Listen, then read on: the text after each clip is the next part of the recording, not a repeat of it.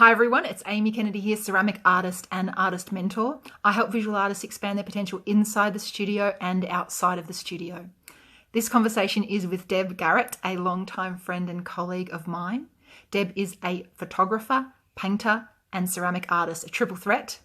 Deb and I met when we did our initial ceramics training many years ago, and I had the pleasure of working with Deb earlier this year in my Evolve program for visual artists. And it was during our time together I saw her plant the seed for her photography business and have since seen it blossom. So this conversation is around photography for visual artists and craftspeople, a super important topic.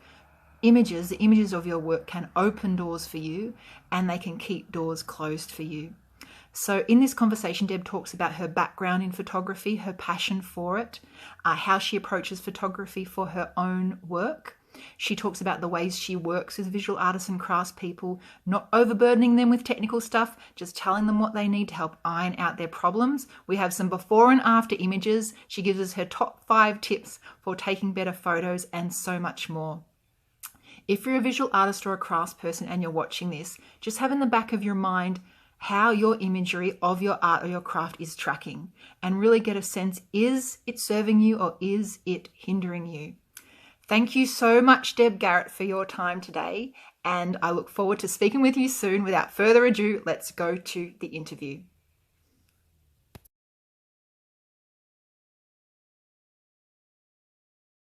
So, Deb, can you please tell us a little bit about your background?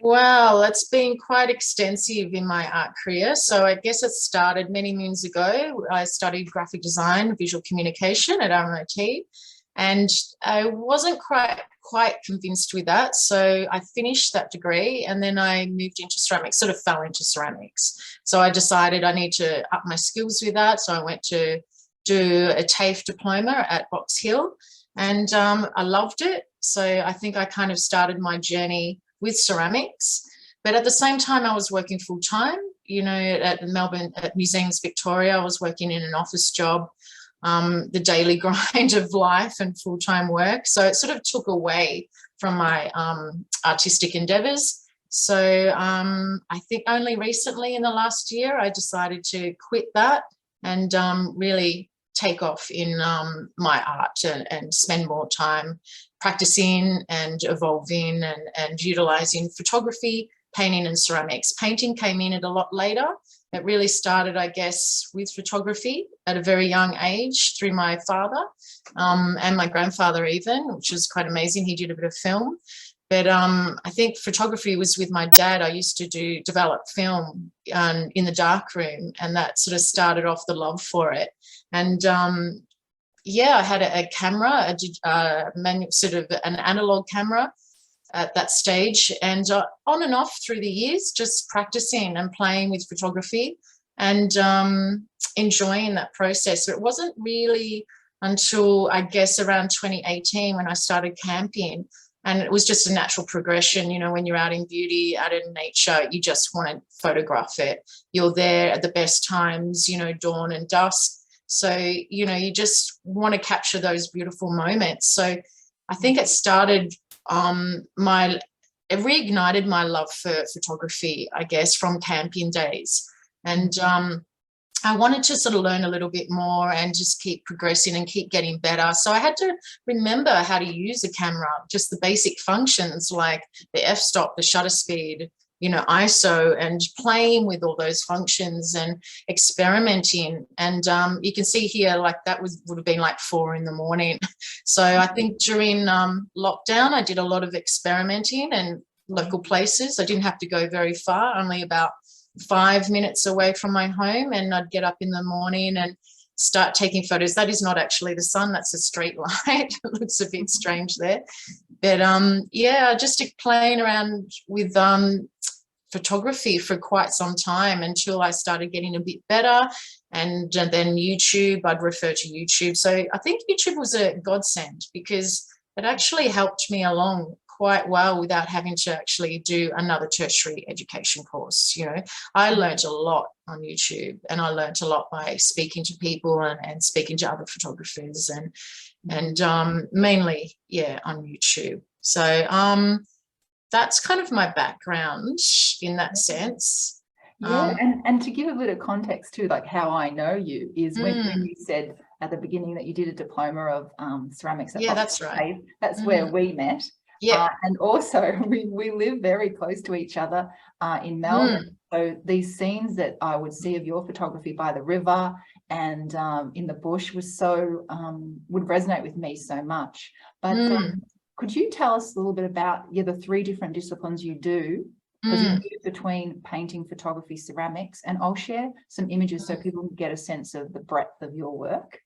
Yeah, good idea. I think it all starts with photography. So I get inspired with the photography process. So I'm out in nature, along the rivers, along in the bush, capturing those moments, and then sometimes there's something about that image that captivates me a little bit more, and then I decide I want to paint it.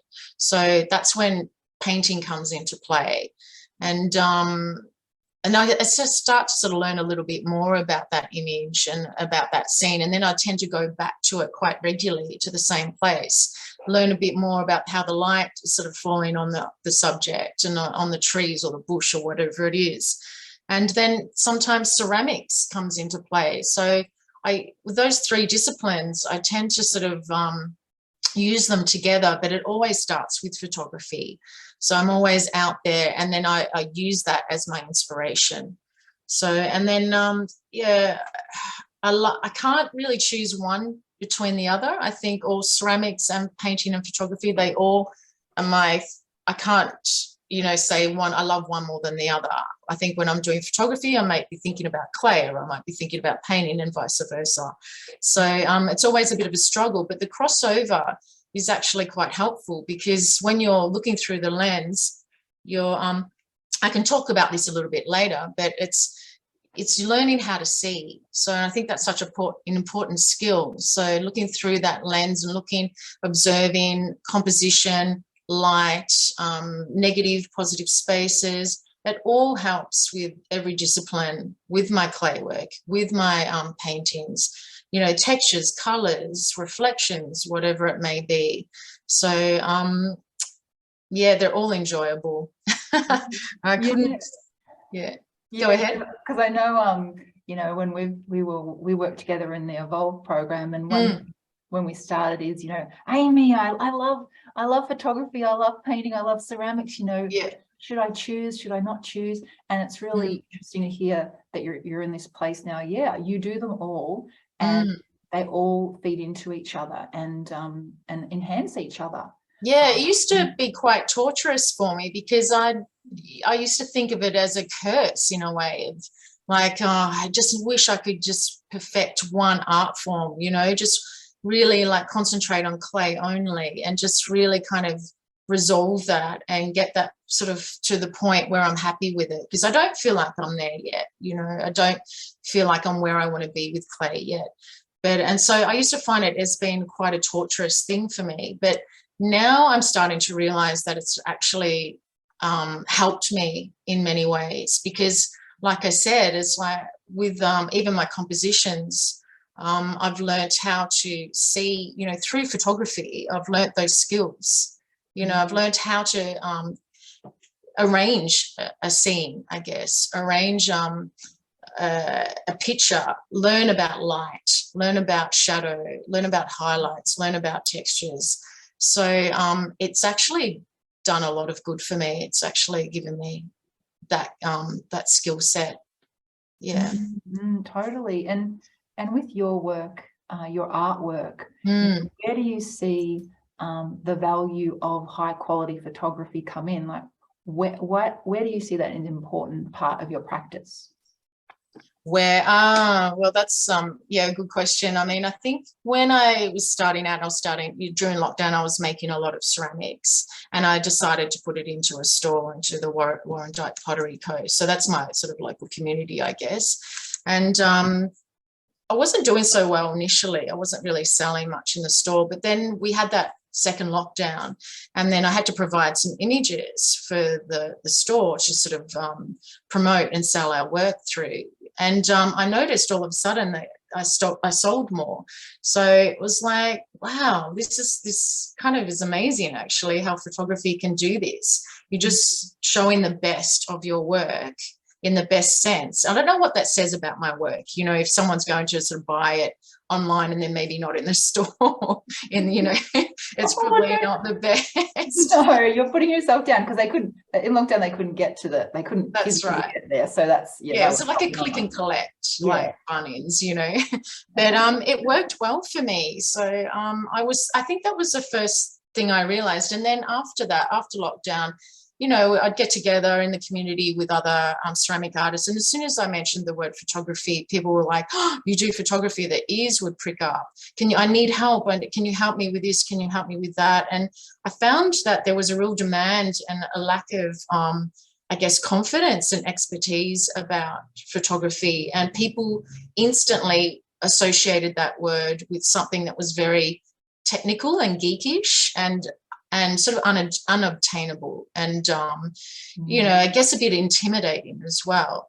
And I was a bit shocked by that, because I've sort of grown up, I guess, with photography in my life, and I didn't realise that there were a lot of people who just didn't want to know anything about it, but really it was a roadblock for them, because they needed these images. They needed, you know, they'd done some beautiful work, it came out of the kiln, it's there, it's ready, but then the process stopped, you know. So that's not where it should stop. The process needs to continue, and you really need to continue by taking photos and documenting your work and documenting them well. And that seems to be make a big difference, I think, you know, to have those great images ready and accessible, so then you can use them if you want to apply for art residency, you know, apply to have an exhibition, whatever it may be. It's just really, really important to have them ready there, because, I mean, this is how you present yourself to the world. If you're going to present yourself with average, like, quality images, you can't really even see, like, the piece that's so lovely in its own form, and you can't even see it properly, it's a waste of time. You know, you really need to have, you need to not enhance, but you need to show it exactly how it is, but enhance it and make it look even better. And then, I mean, that's, to me, I find that's the best way to go. And it helps. I haven't really applied myself personally for residencies, but it's helped with exhibitions. I've done some exhibitions. It's helped with entering competitions and things like that. So, and I've seen other people, the small amount of people I've worked with so far, I've seen such a progression already, just from having not great, but, you know, better looking images. Yeah. So I think it really does make a difference. And I've actually spoken to them, and they've said, yes, I can feel that it's made a difference in my life, but more Instagram likes, you know, more comments, more confidence for them to enter competitions and residencies and things like that. It's definitely important to have good quality images. Totally. Yeah. I'm always, I probably ear bashed you about it, but you probably didn't need the ear bashing involved. But I'm always telling the artists that I'm working with, and it's, as you were talking, then I was thinking, yeah, better quality images for the opportunities you want, the residency, that, you know, the exhibition, but also for people to see their work actually photographed in a really beautiful way and elevated. It does change the way that they look at their own work, and I've seen it with some of the people that you've worked with already. Yeah, it gives them the confidence. And I mean, there's a difference between how you see yourself. Do you see yourself as a professional, you know, or do you see yourself as a hobbyist? Or what do you want to appear like in front of, you know, you're not only showing your friends and family these images. It's like, I mean, I scroll through, like, every night before I go to sleep, I scroll through Instagram and have a little bit of a sticky peek, you know. So, and I often go to, like, people that I don't know, and something that captivates me, and it's like, oh, okay, I like that image, so I want to learn more about that person. So I'll get onto their website, and then I want to learn more about them again if I like what I see, you know. So I start studying them or whatever. But if I'm scrolling through average images, you know, I just sort of pass it by and nothing, you know, and that happens quite often. And sometimes, you know, like, the more images that you have as well, like, and if they're all average, there's no point. Like sometimes less is more. If you're going to post images, post good quality ones. It's nothing wrong with posting the processes of what you're doing. You know, maybe you're like wheel throwing or whatever, and you're in the process and it was a video or whatever, that's fine. But I think if you're posting like an end result of a piece, make sure it looks pretty good. Because I mean, otherwise it's going to get dismissed, and you're going to be looked at upon as someone that's not really that serious about your craft, or not that professional, you know, an amateur. And the people will think instantly, oh, they're not that great, so maybe their work will be cheaper as well. You know, so it elevates the cost of your work, the price, and your reputation, and you might as well start, you know, doing that. I mean, I've posted some really crappy images in the past, some of my first ones, and I think that's what gave me the incentive to start learning about posting better quality images, you know. So yeah, like the very first ones were abysmal. They were dark, they're out of perspective, you know, and blurry, and I didn't even realize I could sort of take them off Instagram. But you know, so they stayed on there for a while, and I was totally embarrassed by that. I don't want to feel embarrassed by my work. You know, I think I should feel proud and should feel, you know, comfortable and confident about putting my work out there and showing. And you would do that when you have an exhibition. You know, you'd put only your best. You edit, you know, your pieces, and you'd put only your best out to show, because it's your reputation and it's giving you that confidence. So you wouldn't do the same. You know, treating Instagram sometimes like a gallery space is a good idea, having that at the back of your mind, because that means that you would put better quality images on there and not just anything that's lackluster, you know. Well, you're making me want to share. Should we share some before and after pictures or some images of work that you've done? Images. Yeah. I'll share the screen here. So beautiful Pauline Mead. Talk to us about it, Deb. Yeah, well, Pauline was, which I totally get. You know, there's another aspect of things where people just don't want to delve down the photography line and don't want to learn about photography, and not interested, or just don't have the time or inclination. And I totally get that, because it's just when you're focusing so much on your craft, you want to, you know, and that's what I was saying before, it would be nice just to have one, you know, hobby to sort of, you know, work on it and make and perfect. So I think that's where Pauline's at. So, you know, she wasn't interested in photography, and I don't think she still will be. So she came to me and she just wanted some images for a combination of her website, her Instagram, entering competitions. She was recently went into the Ikebana show, and you know, so she's coming along really well. So this is the sort of image that she was aware of what she could do. I'm not sure how she did that one. It looks like it's in sort of natural light outside somewhere, but yeah, you know, it's kind of it's a bit flat. I mean, I don't want to pick it to pieces. No, we won't pick it to pieces, Pauline. No, I mean, because I love her work. It's great, yeah. but she's not showing the best angles, and she's not showing it in the best light. It's very textural. You know, when you touch it, it's quite, you can really feel the texture, but you're not and you're sort of seeing it here, but not really, you know. So I think that was one of the things that I was trying to achieve in a photograph, is to show that texture and show it in the best light. Yes, well, I'll share the next picture that you took then. Yeah, so you know, I'm trying to show the color as true as possible. But she wanted like the she sent me a picture of another image which is similar to this. It was light on one side and dark on the other side, and had that moodiness to it. And moody photography is all my thing. I love that sort of thing. So you know, I was happy to do that. And I've been here, I just used an old sort of darkish tile, and I've made a lot of painted boards that I've just used as backdrops. And to get the best image, you know, so the backdrop is out of focus, you just bring your object and your piece forward a bit. And so you know, the focus range at the back is like less focused, so you don't see all the little marks and things like that and paint strokes and stuff. So that's just a little tip. But yeah, I was just trying to show how textural it was and how thick it was in the texture, and you know, and how beautifully formed it is. And it's got a feeling like it's the moon, you know, so it looks, you know, with that light and then the dark side. So I guess I wanted to sort of capture that in that sense. Yeah. And I did that with all of her pieces. Well, I'll share a few more, Deb. Yeah. So some before. So that was another one of, Pauline's, from beforehand. Yeah.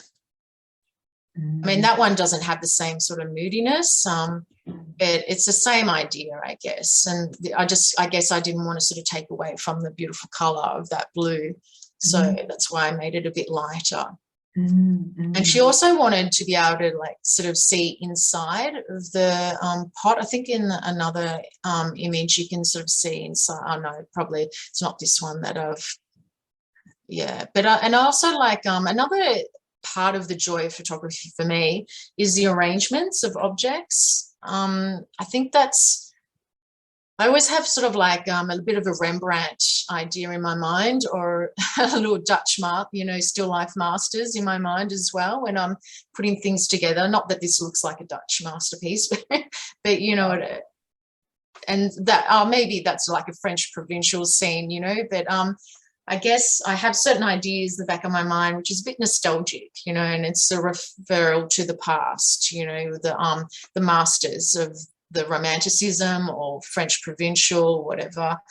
So just to get that sense and the feeling and that vibe and that mood, this is what I'm looking for. So the light, this photo was actually done in natural light, believe it or not, and it was interesting. The light was coming through on the left, but it was bouncing off a white wall on the right. So the light just came at the right time, where it was just starting to sort of give that beautiful glow and bounce from the white wall back onto the pieces, specifically those white objects. So I think that kind of worked fairly well in that sense.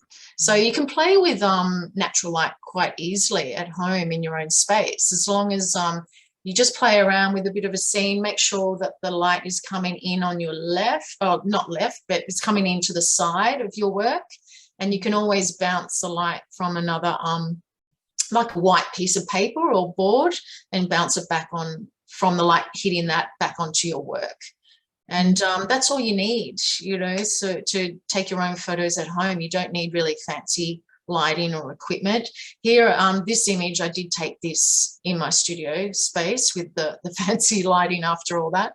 But, you know, so I guess with the technical lighting with the flashlights and things, that's used to get the more consistent look. But with natural lighting, you can really sort of play with that. You can really use that to your advantage, you know, as a one-off or Instagram sort of editorial lifestyle images, that sort of thing.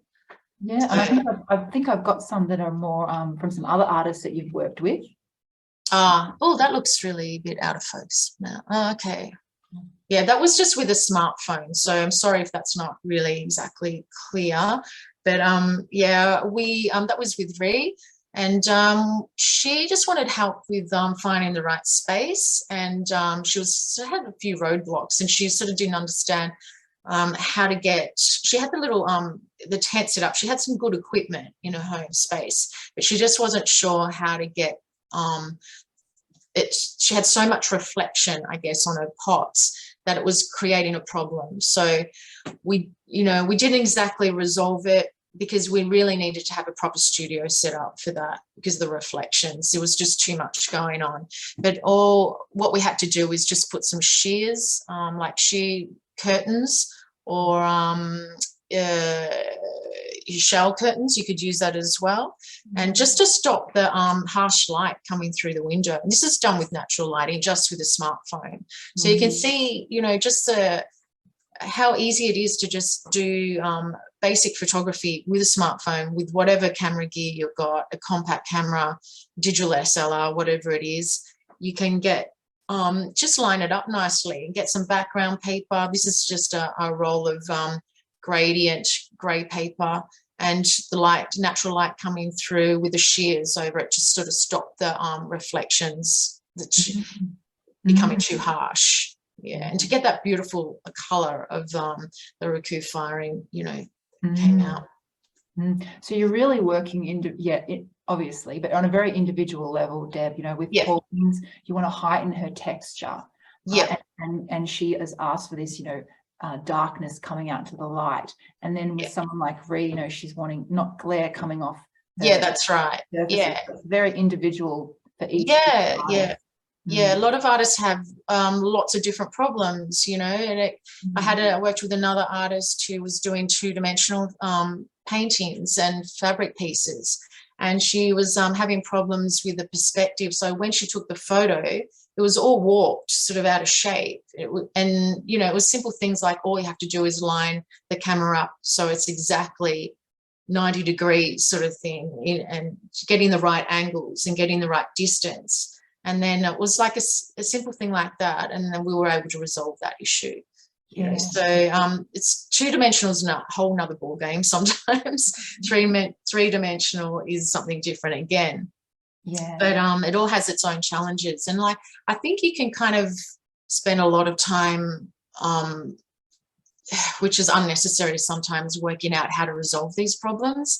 And it can, instead of just maybe asking someone, getting advice or guidance and help to actually resolve that, it's a lot quicker and a lot easier, a lot less stressful, you know. So well for me, for instance, I've got this whiz bang camera that I hardly even know how to use it right. And so we've talked, you know, when I come back to Melbourne, you're going to come and help me in my studio, and I think it can be very overwhelming and daunting if we have these pieces of equipment that got all these buttons and gadgets on them. And we can just put them to the side and put them in the too hard basket. So one thing I understand from how you operate is you're not overly technical. You tell people and teach people just those things that they need to make a huge difference. Yeah, I mean, people will have their problems and their roadblocks, and I think that's what I'm just trying to resolve with them. So I think my mistake when I first did a session with someone was to try and teach them from scratch. F-stop, you know, shutter speed, ISO, all the camera functions, white balance, you know, the setup, and it was too much. And I realized that, and it's like, I don't need to tell everyone about everything about photography. I just need to iron out their issues and, you know, help them, you know, resolve their problems that they're faced with. And everyone will have a different problem. So, and if I can resolve that problem, give them the confidence to go away, because all you need is your basic techniques for your own individual work. You don't need to know everything, you know, about photography. You just need to know what works for you. So you can get your visual imagery consistent, and you can get it looking all spick, and you can get it looking sharp, and you can get it representing exactly the way it is. And I think that's all you need to know. If you can work those things out from the camera, whether it's the smartphone or whatever, to your editing, to your website or your Instagram, then there's those three things that you need to think about, and that's all you need to worry about. You don't need to worry about anything else with photography. So you don't need to be daunted by it. That's my key here. You don't need to sort of feel overwhelmed, intimidated, or daunted by the whole process. It's not difficult when you work out what you can do to help your process. And sometimes just getting a little bit of help from myself or someone else that knows a bit about photography is in a 3 or 2 hour, 1 hour session. That's all you need sometimes to get that ball rolling, and then off you go. You know, or sometimes it may just be handing it all over, you know, and not worrying about it. Well, tell us a little bit about, you know, the things that you think most people struggle with. You've talked about it a little bit already, but you talk about, you know, composition, light, shapes, negative, positive spaces, other things as well. You know, is there a dialogue? I guess I had about 5 pointers or so, which is worth thinking about. So where I had some notes here too. So the first thing I think was your gear. Like, what have you got? at the moment? Do you have a tripod? Do you have a space where you can set up in your home that's like a place that you can keep going back to that's already set up? So I think like what we tend to do, like I said before, when the work comes out of the kiln, you think that's the end of the process, but it's definitely not the end of the process. The end of the process is using your piece and playing with it for a little while, enjoying it, seeing what it looks like in your spaces at home, and finding little spots in your home near a window where the light's coming through on it and you can kind of see how it looks. Take little snapshots of it. Get used to looking through the viewfinder of your smartphone first and taking it from lots and lots of different angles, and practice look at the art of seeing, and practice what looks good with your artwork, what looks good with your pieces. So I think don't just take stuff out of the kiln and take it straight to the market and that's the end of it. Don't not document it. I mean, you don't have to document every single piece, but it's so important to not miss those great pieces that you make, and to like all of a sudden it's gone and it's for the rest of your life. It's never to be seen again, and you don't want to have that regret. So yes, I'll just sorry, Deb, totally. I know you've had it in me too, where you make a work, it's it's great, and you have to move it quite quickly into the exhibition forever, and you don't get a professional image, and you've got some crummy old image, and you can't use that image. I mean, I've done, sorry to interrupt. I mean, I've done exactly that. I've been in a rush, for an exhibition, and I've had these pieces and I've taken some dodgy photos just quickly to try and document it. And I regret it now because like it's gone. I didn't expect to sell those pieces. It's gone. And I was like, I can't exactly knock on their door and ask to have it back for 5 minutes, So I regret those times. And the ones that I have taken, because I can't use them, you're right, I can't use them for future residencies or future exhibitions or whatever, or competitions. I can't. But the ones I have taken photos of, it's always so nice to have them there just to refer to. Just in case you need them. And it's just nice to, spend that quality time. I mean, it sounds weird, but just spend quality time with your pieces for a while. It's not just to sort of finish it and let it go straight away. Get used to what it looks like. Use it maybe if you can. If it's a bowl, use the bowl for a while. Get used to it. See what it looks like in your home, different places, and start practicing photographing it. So that having a space, a designated space in the home or in your studio is quite a good idea, if you can do that, if it's possible. Somewhere near a window where you get the natural light coming through, and if it's not possible, have it like in mind where you can go back to it and you can clear that space and use it again.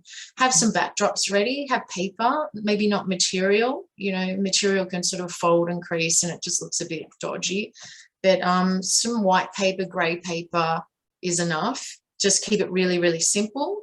I like that KISS method, keep it simple, stupid. So don't put too many textures and too many props. And, props are nice for, like I said, editorial lifestyle imagery, and that's fun to play with. But for documentation, just keep it really simple, keep it straightforward, and natural light is beautiful. So, what else was I going to say in that sense? Editing's a really big one. I find that a lot of people take the shot and then again, that's it. And they think they've documented it, but I pretty much edit every single shot that I take.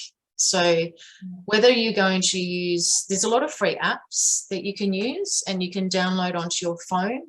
And some of them are called Polar. That's one of them, sorry, P-O-L-A-R-R. That's a really good one. Snapseed is a really user-friendly one, and that's one word, Snapseed. I like that one. So I use Lightroom. I use Lightroom a lot. So I use the different apps for different features. but all of them pretty much display the same things, so have the same tools available. And there's about 5 tools that I really like just use to tweak my images with, and I always edit. I think that's something that's really important. So when you take in the photo initially, it always tends to look a little bit darker, and then when you put it onto a bigger screen, you're just like, oh, and you see all these errors, you know, with the image. So that's when, you know, you don't realize that when you're looking through the viewfinder. So things like the exposure, just upping the exposure a little bit or whatever, adjusting that, adjusting the clarity or contrast. They can do much the same thing, maybe even sharpening, but don't sharpen too much. It can be really awful tool sometimes. Another tool I really love is a Vignette. I can't say that word, Vignette. Yeah. All that does is put a little focus on your subject. So when you've got a number of objects in a scene, so you really want to make one piece of subject, or like the focal point, basically. So what are you saying about this scene, and what's the focal point? So decide on that focal point, and then the vignette can actually focus in on that focal point. So make everything out surround it sort of not so important and a little bit darker, and then you can bring up the highlights on your focal point, and it just gives it a real pop, you know, and it just really emphasizes that, and it draws that eye to that point, and it sort of gives that dialogue and that tells that story, and it just helps with that scene. So that is one tool I use quite a bit, I guess, but in a subtle way. All of these tools I use are quite subtle. Don't overemphasize, because you don't want to look over enhanced or artificial or weird.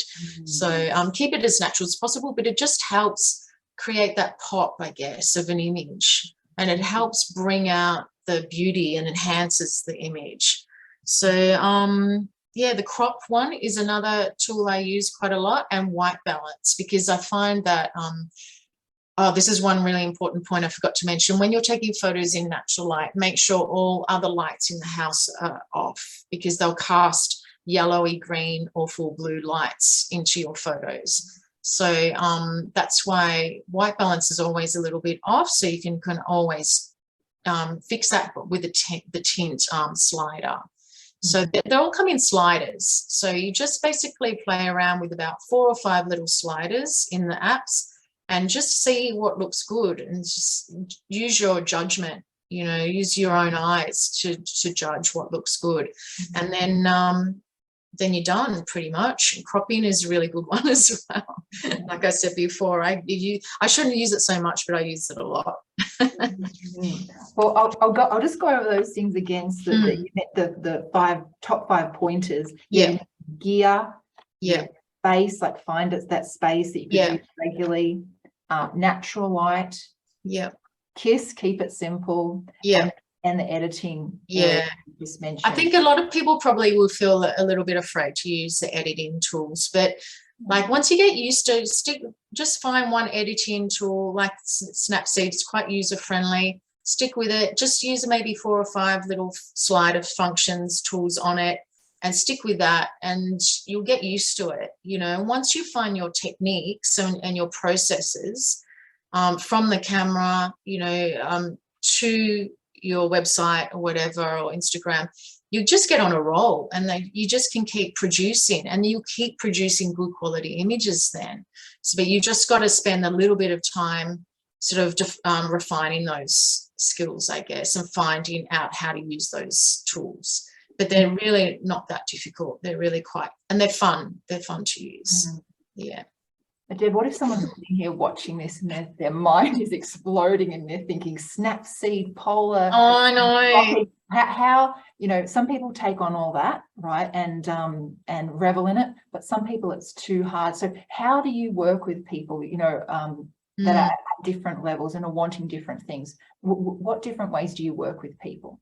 Well, I guess, like I said, I sort of need to know, I guess, what their issues are to start with. Maybe it's like, maybe it's like not the reflective surfaces, you know, so maybe it's when you take in that photo, you just need to bring down the highlight. So I will show them on that app, or get them actually to download that app in front of me while I'm with them, and then I'll show you, then those different slider scales and those tools that you can use, because people will get overwhelmed by all the options in those apps and not know where to start. So, I can sort of like guide them through on what ones to sort of start with and what you need to look at. So, I guess, when it's like overexposed or too, reflective, we work on that, and we work on those little tools in the apps, and we work on that in the studio space together. So everyone's different. Yeah, so everyone has different needs, and some people just don't want to know about it, and some people just want a little bit of help, and some people are quite advanced. Like some people have all the gear, and they just just come to a little bit of a roadblock, and they just need that ironed out.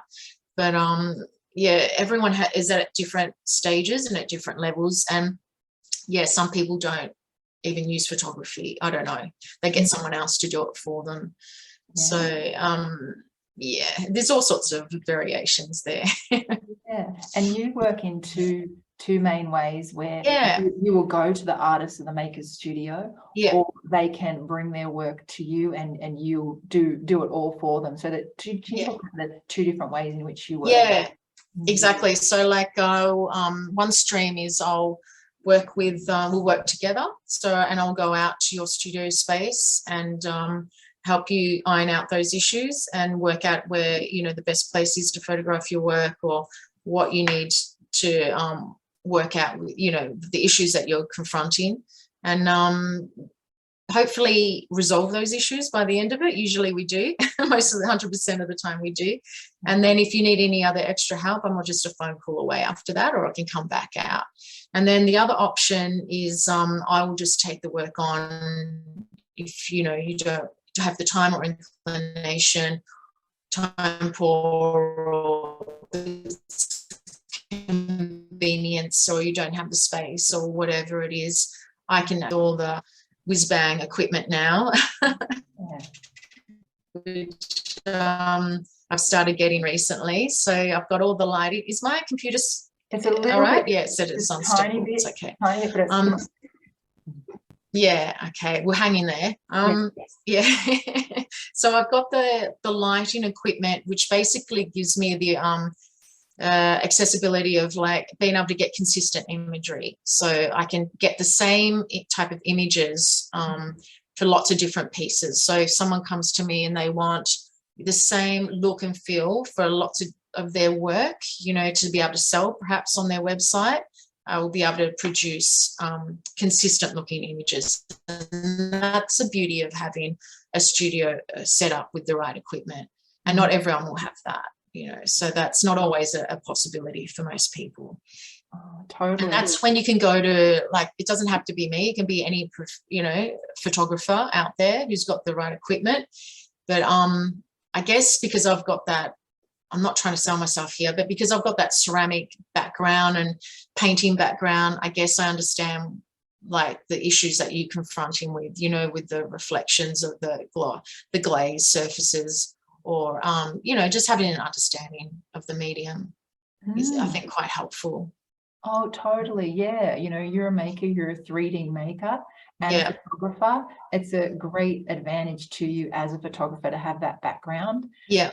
And also that you've started this new venture, this new business, and as people would have gathered from this conversation, you're a very approachable person. I hope so.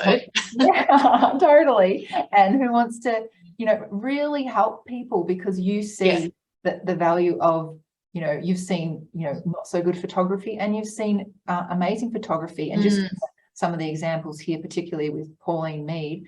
The before and after is striking, and it opens up more opportunities. I'm always saying this, a bit of a broken record, but I think these two different ways in which you work, you do it for them, or you will teach them to do it themselves and empower them, is so great to have both options. Choose which way they'd like to go and experiment with. I mean, I think, yeah, I don't think many people offer that sort of service, because I think I would have loved that, you know, when I was learning photography, you know, I would have loved a little bit of help, you know, and have someone come to my studio and show me what I have so many questions, you know, there's so many roadblocks all the time. It's like, how do I get this effect? Well, I've seen it on Instagram, or I've seen it out there public. And how do I get that image? Like, I don't know how to achieve that. I really love to achieve that image, that look and feel. So how do I do that? And I've spent a lot of time trying to work those things out. And I just wish I had someone, you know, that I was able to call on to come and help me with those little tweaks, you know. Yeah. Yes, totally. Yeah. Demystification of. That's it. Yeah. Yeah. And it's really good to sort of think about improving. I mean, this is going to sound a little bit wanky as well, but like to just improve the quality of images throughout the ceramic industry or throughout the craft industry, because it just enhances for everyone. It makes it look better, more professional. We're not craftspeople so much anymore. We're professional. We want to be taken seriously, you know, with our crafts. So let's up the ante with our imagery and our digital imagery. So let's try and work towards that. And I really enjoy the process. Like, I love being part of the journey with someone's creative processes and being part of their, you know, their art form as well. It's really quite a buzz for me as well. Oh, yeah, yeah. Well, I can't wait till I can work with you, Deb. And I know. Yeah, I know. When's that going to happen, Amy? Oh, yeah, in the next few months. You're never coming back. You're enjoying it too much over there. No, I'll be back. Yeah. Well, I'll tail it off there. And as I do, I want to mention, and I'll put all these details in the show notes so that you can get in touch with Deb on her website, which is debgarrettartist.com. Deb, D-E-B, Garrett, G-A-R-R-E-T-T. artist.com, and I'll also pop Deb's email and Instagram in there as well, so you can reach out to her. Anything else you'd like to say before we tail off? I hope I haven't missed anything that I really wanted to say. Just like, if you can't come, you know, get advice from me or someone else, go to YouTube. It's been invaluable. I wish everyone the best photography journey, and I wish people would just try photography, you know, whether it's through your smartphone or whatever. That's the other thing I wanted to mention. Sorry, one more. Just when you're taking a photo, I'll just show you on my camera quickly. It's this, oh, you can't see it, sorry. When you're about to take a photo, don't just take a photo from where it says, go to the pro section. Have a little play with the features where it says pro or advanced. Different phones will show like different features, but and it might like scare you a little bit, but just try things, you know, try using the f-stop, try using the shutter speed on and see what happens. You'll be, I've got through so many mistakes and so many unexpected things. I've got some great stuff happen. So I think just give it a go. It's fun, it's enjoyable. Use it as a way of expressing yourself and get creative with it. It's another creative aspect. Oh, totally. And if you're wanting help, you know, YouTube, I think YouTube is fabulous, but the thing is that they can't tailor it to your artwork. So that's right. If you're wanting help, you know, get in touch with Deb on her website and her email, and have a chat to her and see how she can help you with your photography, so you can take your work and your photography to the next level. So thank you so much, Deb, for your time today. Wonderful to chat with you as always, and I'll see you soon. Thank you. Thanks so much for the opportunity to speak about photography. It's been great. Awesome. Yeah. Thank you, Deb. Thank you. Thanks. See you everyone soon. Bye-bye. See you, Amy. See ya. Stay there, Deb. Yeah.